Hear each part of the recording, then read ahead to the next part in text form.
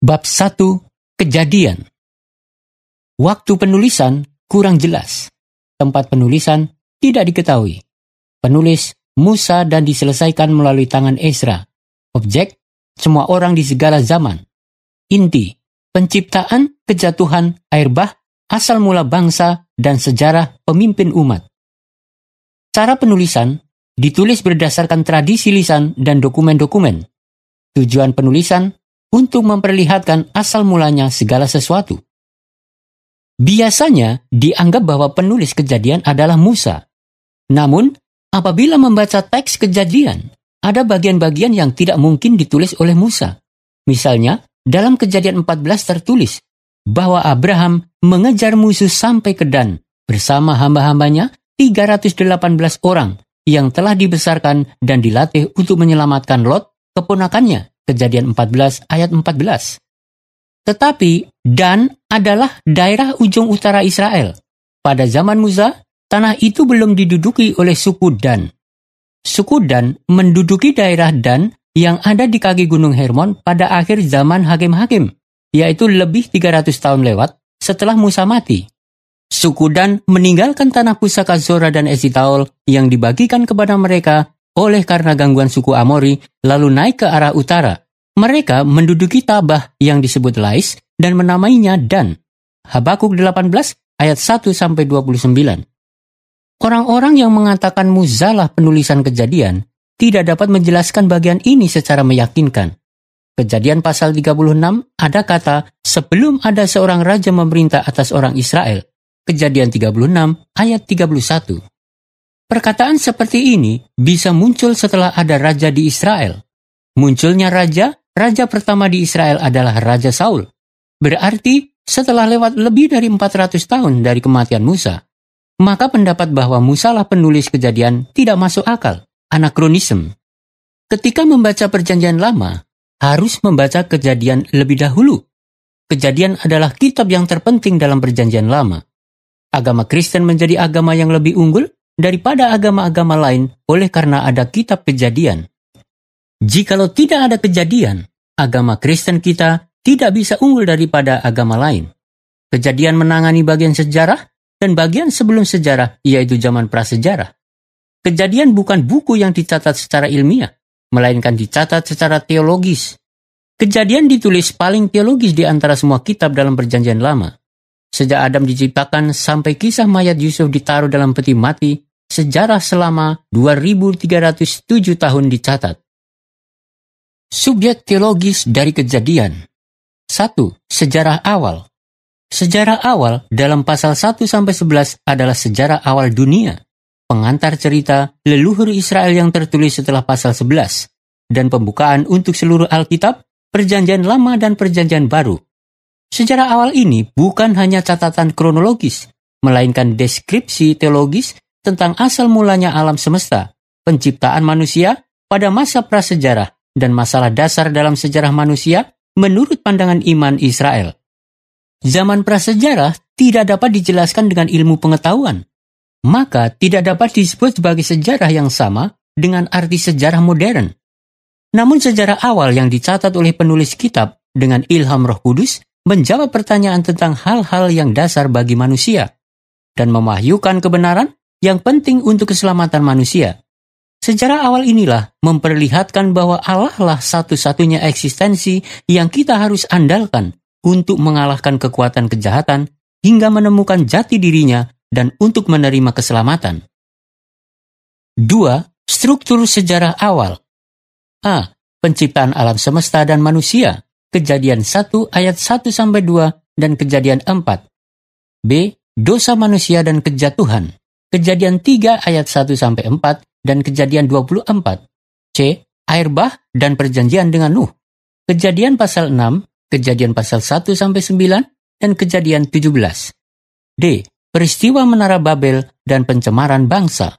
Kejadian 11 dan juga Kejadian 1-9. Di dalam sejarah awal ada 4 silsilah, yaitu silsilah Kain, silsilah Set, silsilah bangsa-bangsa, dan silsilah Sem. Ketiga, sejarah pemimpin bangsa Ibrani. Sejarah pemimpin bangsa Ibrani yang ada dalam Kejadian 12-50 adalah cerita para leluhur Israel yang saleh.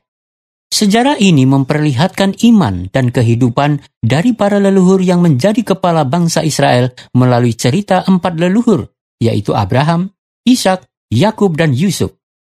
Cerita kehidupan para pemimpin bangsa yang dijaga dan diturunkan secara lisan dan sebagai bentuk dokumen selama berabad-abad dituliskan dalam bentuk ringkasan riwayat hidup. Sejarah pemimpin bangsa bukan hanya catatan kronologis tentang leluhur 4 generasi, melainkan deskripsi tentang sejarah penyelamatan yang dilaksanakan oleh Allah. Kelihatannya seperti cerita manusia dicatat, namun sebenarnya tercatat sejarah yang menyaksikan pelaksanaan Allah dari pandangan teologis. Melalui sejarah pemimpin bangsa Ibrani, kita dapat mendengar suara Allah yang berbicara melalui sejarah. Allah yang bekerja melalui manusia. Allah yang mengikut campur ke dalam setiap tahap sejarah Israel. Keempat, struktur sejarah pemimpin bangsa.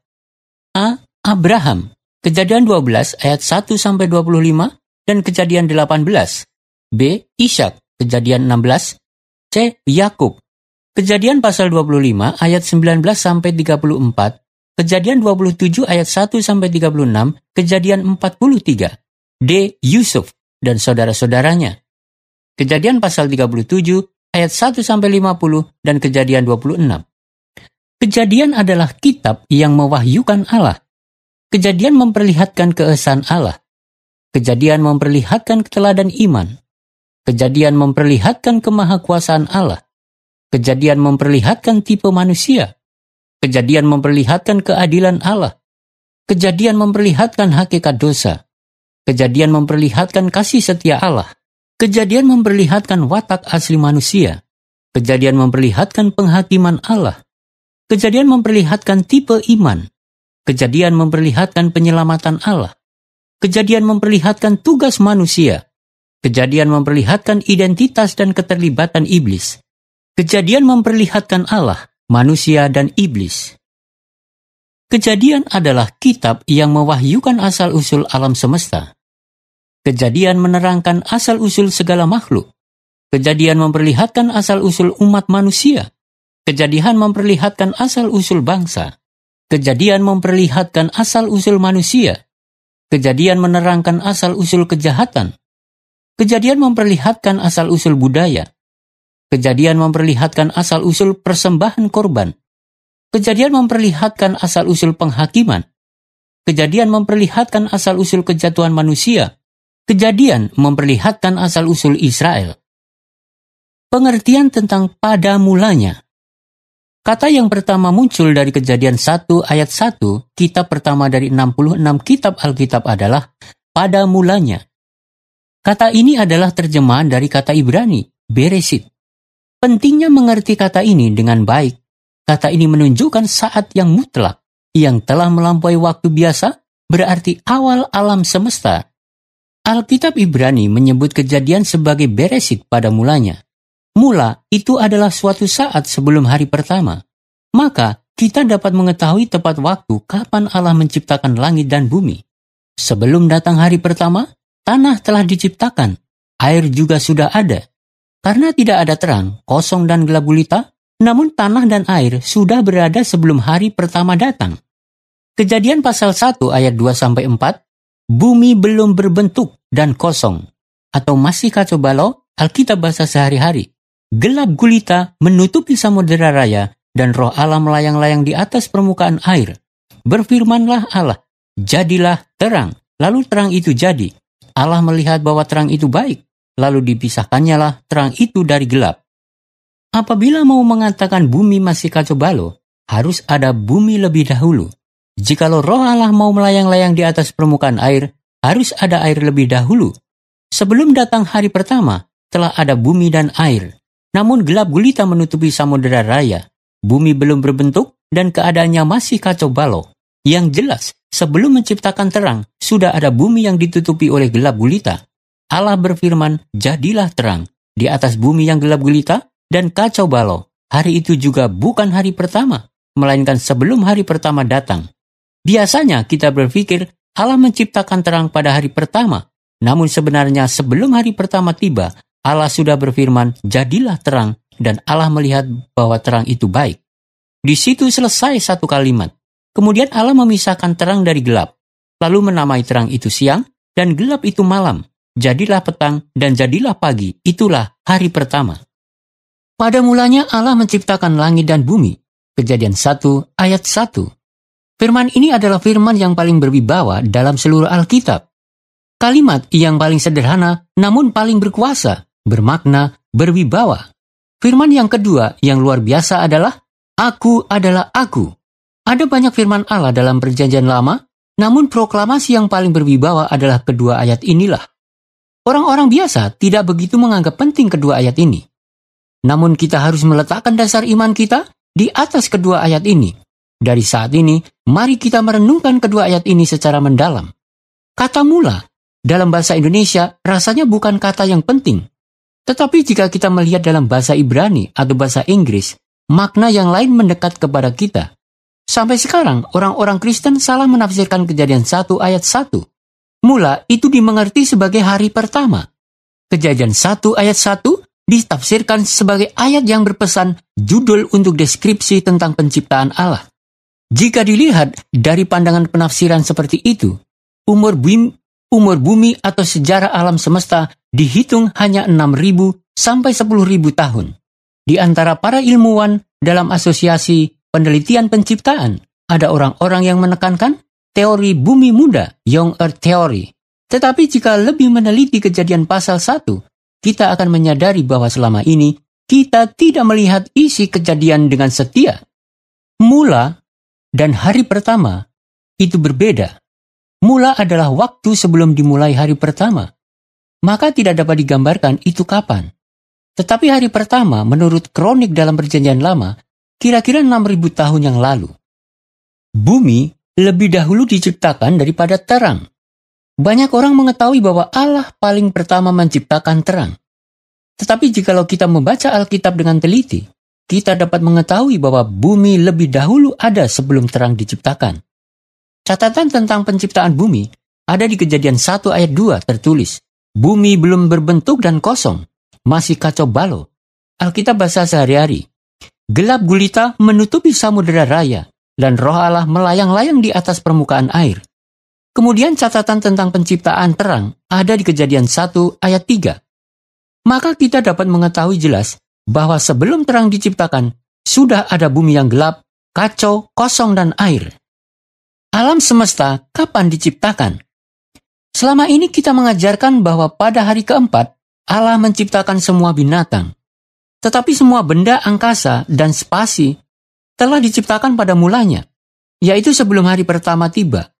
Apa yang diciptakan pada hari keempat adalah matahari, bulan, dan beberapa bintang, yaitu bintang-bintang yang termasuk di tata surya. Apabila kita menekankan bahwa pada hari keempat, seluruh bintang di angkasa diciptakan, kita terus terpaksa menekankan pendapat yang berlebihan. Tata surya yang termasuk bumi berjarak sekitar 30.000 tahun cahaya dari pusat Bima Sakti. Apabila sejarah bumi dan para bintang cuma 6.000 tahun saja, bintang-bintang yang ada di tempat yang jauh lebih dari 6.000 tahun cahaya seharusnya tidak kelihatan di mata kita. Tetapi kita sekarang dapat melihat bintang-bintang yang ada di pinggir Bima Sakti yang paling jauh sejauh 80.000 tahun cahaya, maupun bintang-bintang yang ada di pinggir Bima Sakti yang paling dekat sejauh 20.000 tahun cahaya. Hal-hal itu berbicara bahwa semua bintang termasuk Bima Sakti telah ada sebelum hari pertama tiba. Mengabaikan fakta seperti ini dan menekankan bahwa umur bumi hanya 6.000 tahun, maka banyak ilmuwan menganggap gereja sebagai komunitas yang menekankan pendapat yang bertahayul, lalu membelakangi gereja. Tidak dapat dibayangkan membaca buku-buku lain tanpa membaca Alkitab yang begitu penting. Doktrin dasar agama Kristen tertulis dalam kitab Roma, tetapi dalam 66 kitab semuanya tertulis kebenaran yang menjadi dasar agama Kristen. Abraham, Ishak, Yakub, Yusuf, dan Eliezer dari Damsyik percaya kepada Allah yang baik. Meskipun pada zaman mereka belum ada kitab Roma, kita perlu mengetahui bahwa iman yang diarahkan oleh Paulus melalui Roma ialah iman Abraham. Teladan yang nyata, konkret, dan yang terlaksana ada dalam Kejadian daripada doktrin yang keras dan dingin. Bagian awal Kejadian pasal 1-11 terdiri dari penciptaan, kejatuhan, penghakiman, dan penyebaran. Bagian belakang Kejadian pasal 12-50 menangani riwayat hidup Abraham, Ishak, Yakub, dan Yusuf. Kejadian menggambarkan 4 peristiwa dan kehidupan iman dari 4 pemimpin bangsa.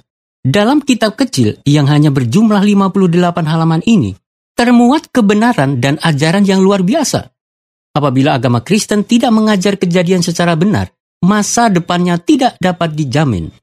Pada masa kini, karena negara-negara di Amerika dan Eropa melalaikan hal ini, maka muncul ateisme, materialisme, doktrin evolusi, dan juga komunisme dari negara Kristen.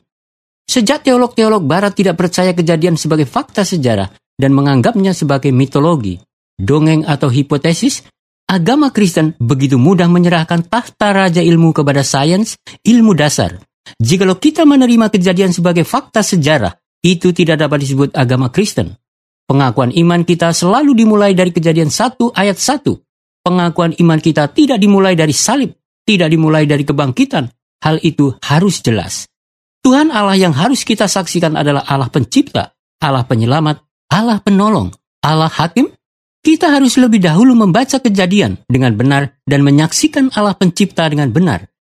Allah yang kita percaya adalah Allah pencipta. Kedaulatan selalu ada pada Tuhan. Apabila kita percaya Allah sebagai pencipta dan menyaksikannya, melayaninya, pandangan tentang dunia akan didirikan secara benar. Pada masa kini, masalah masyarakat kita yang dasar adalah gereja tidak menyaksikan Allah pencipta. Prinsip penciptaan Allah. Penciptaan dari ketiadaan, creatio ex nihilo. Penciptaan Allah berbeda dengan manufaktur. Manufaktur adalah hal yang membuat suatu barang dengan bahan yang telah disiapkan. Sedangkan penciptaan adalah hal yang membuat yang tidak berada dijadikannya berada. Oleh sebab itu, penciptaan dapat dilakukan hanya oleh Allah saja. Ini disebut penciptaan dari ketiadaan. Tetapi kita dapat menjelaskan teori penciptaan dari ketiadaan dengan cara yang berbeda kepada orang-orang modern. Kata penciptaan dari ketiadaan, creatio ex nihilo, sebenarnya produk dari teologi Katolik di abad pertengahan. Apabila hal ini dijelaskan dengan ilmu fisika modern, dapat dijelaskan juga dengan teori relativitas Einstein. Mari kita diskusi tentang penciptaan Allah berdasarkan persamaan E sama dengan MC kuadrat yang sangat terkenal.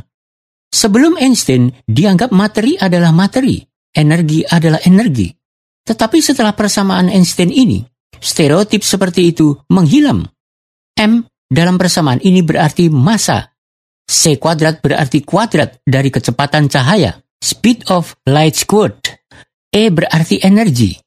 Materi bukanlah eksistensi yang mutlak. Juga energi bukan eksistensi yang mutlak.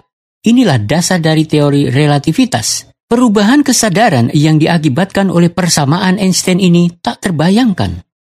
Arti persamaan ini yang sebenarnya sebagai berikut. Materi 1 gram berubah ke energi 330.000 kali 330.000 sama dengan kira-kira 100 miliar kalori dan materi itu sendiri akan lenyap total. Jika diperjelaskan dengan kata lain, apabila semua materi dapat berubah menjadi energi, semua bintang yang ada di alam semesta dapat berubah ke energi yang sangat tinggi. Ini bukan hanya sekedar teori saja, melainkan sedang dipakai juga secara nyata. Itulah bom atom dan juga batang bahan bakar nuklir yang masuk ke dalam pembangkit listrik tenaga nuklir. Ketika Allah menciptakan alam semesta dan segala makhluk, yaitu dunia material, Allah menciptakannya bukan dari ketiadaan saja, melainkan kekuatan atau energi. Allah yang Maha Kuasa dijadikan sebagai 92 unsur alam. Inilah penciptaan Allah. Penciptaan yang sempurna. Complete creation. Ketika Allah menciptakan segala makhluk, tidak menciptakan makhluk hidup yang tidak sempurna, dan menciptakan segala makhluk sebagai dirinya yang sempurna. Allah menciptakan cacing tanah sebagai cacing tanah selama-lamanya, bukan sebagai cacing tanah yang perlu berevolusi. Semua ciptaan diciptakannya secara sempurna sejak penciptaan. Oleh karena itu, tidak ada ciptaan yang berusaha untuk berevolusi karena perlu berevolusi. Ada orang-orang yang menekankan bahwa Allah menciptakan makhluk melalui proses evolusi. Orang-orang seperti itu adalah mereka yang mengakui keberadaan Allah namun tidak mengakui kemahakuasaan Allah. Penciptaan teologis, theological creation.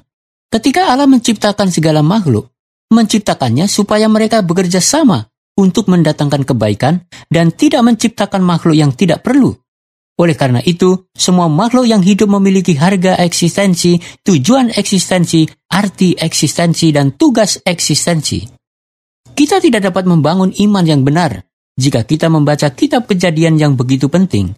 Penyebab dasar mengapa gereja-gereja di Eropa bergoyah, karena teologi mereka tentang Kejadian tidak sempurna dan gagal untuk mengerti Allah pencipta yang ada dalam Kejadian secara benar dan gagal menyaksikannya.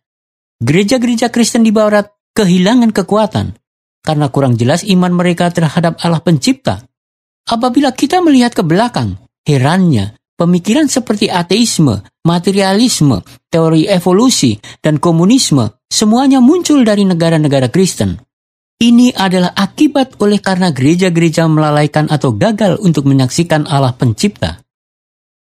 Matahari yang hampir menjadi dewa. Orang-orang di zaman kuno yang tidak tahu Allah menciptakan matahari, mengakui matahari sebagai dewa yang paling hebat antara segala dewa. Menurut pandangan mereka, anugerah yang diberikan Allah matahari sungguh besar. Bagi mereka di zaman di mana menganggap lembu, kambing, kodok, sampai ular pun sebagai dewa, matahari adalah dewa segala dewa. Sejak dahulu kala, dari semua bangsa di timur dan barat termasuk negara-negara di dunia yang di Amerika atau Afrika, catatan tentang penyembahan dewa matahari terus-menerus ditemukan. Di dunia Orient kuno, penyembahan matahari terjadi di mana-mana. Akibatnya, berdiri banyak tempat penyembahan untuk dewa matahari dan berhala-berhala. Di Israel juga pernah terjadi penyembahan matahari. 2 Raja-Raja 23 ayat 4-5 dan 11. Yehezkiel 8 ayat 16. Mezbah itu didirikan bersama-sama dengan tugu berhala Baal. 2 Raja 3 ayat 2. Dan tiang Asyera, Habakuk 3 ayat 7. Alkitab menolak penyembahan terhadap matahari dan memerintahkan supaya menghancurkan barang-barang berhala sejenis itu. Imamat 26 ayat 30, 2 Tawarik 14 ayat 5, 2 Tawarik 34 ayat 4 dan 7, Yesaya 17 ayat 8, Yesaya 27 ayat 9, Yehezkiel 6 ayat 4 dan 6. Kata Ibrani, kamanin, yang diterjemahkan ke pedupaan adalah mezbah pedupaan untuk menyembah matahari. Di sumber daya arkeologi seperti batu nisan Palmyra juga kelihatan jelas mezbah pedupaan. Di Megiddo digali mezbah pedupaan yang didirikan dengan batu kapur pada tahun 1000 sebelum Masehi. Di Hasor digali mezbah pedupaan orang Kanaan yang dibuat dari basal pada tahun 1300 sebelum Masehi. Di Palmyra, Syria digali mezbah pedupaan yang dibuat pada 1 abad sebelum Masehi. Sangat bervariasi pekerjaan yang dilakukan oleh Allah melalui matahari sebagai berikut. 1. Allah merancangkan penerangan bumi pada siang hari secara sempurna. 2. Membuat suhu yang cocok di bumi. 3. Membuat pepohonan, bunga-bunga mekar indah di seluruh gunung dan ladang. 4. Permukaan bumi dibuat indah dengan warna hijau. 5. Membuat langit kelihatan dengan warna biru kobalt, laut dengan warna indigo. 6. Menyinari zat warna, menyutradarai dunia secara indah. 7. Membuat rumput-rumputan dan dedaunan pohon memproduksi oksigen. 8. Membesarkan pohon, lalu terus-menerus memproduksi kayu untuk bangunan. 9. Memproduksi serat dari kapas, rami, linen, bulu domba. 10. Menyediakan ban mobil dari getah pohon karet. 11. Membesarkan tanaman dengan karbon di udara. 12. Membesarkan segala macam hewan dari tikus sampai gajah. 13. Membesarkan tumbuh-tumbuhan obat di daerah yang bersih di kedalaman gunung. 14. Membesarkan segala jenis burung di atas pohon yang ada di dalam gunung dan di tengah-tengah rumput. 15. Menumbuhkan tanaman liar yang dapat dimakan manusia. 16. Mengembangkan bunga dari semua jenis biji-bijian dan buah-buahan dan membuahkannya. 17. Membesarkan sayur-sayuran yang dapat dimakan manusia. 18. Membesarkan semua kupu-kupu dan lebah dengan madu dan serbuk dari bunga. 19. Membesarkan segala jenis jangkrik yang menyanyikan musim panas dengan sejuk. 20. membesarkan banyak serangga yang tak dapat dihitung. 21. Menumbuhkan jamur di pohon yang sudah mati tumbang. 22. Membesarkan banyak mikroorganisme yang dapat dihitung dari dalam tanah. 23. Membesarkan tikus mondok, semut, cacing tanah. 24. Memproduksi makanan bagi semua binatang di seluruh dunia. 25. Menyuling air laut dengan tenaga surya, menempatkannya pada awan lalu menurunkan hujan. 26. Membuka jalan petir melalui embun dalam udara dan embun di permukaan bumi. 27. Mengontrol rasio oksigen dan nitrogen ke-78 dibagi 21 dalam udara. 28. Membuat nitrogen organik diserap ke dalam air hujan di tengah-tengah petir dan guntur. 29. Memiringkan suhu rotasi bumi lalu membuat 4 musim. 30. Kadang-kadang melalui banjir membersihkan lembah dan sungai. 31. Menyuling dan menyaringkan air laut dikirim ke daratan. Ke-32. Memampukan kita memproduksi garam alamiah dari rawa di pinggir laut. 33. Membesarkan siput di lembah dan ikan air tawar. 34. Membesarkan amfibi lalu menjaga keseimbangan ekosistem. 35. Membuat air sungai mengalir berliku-liku, lalu memisahkan pasir dan batu kerikil.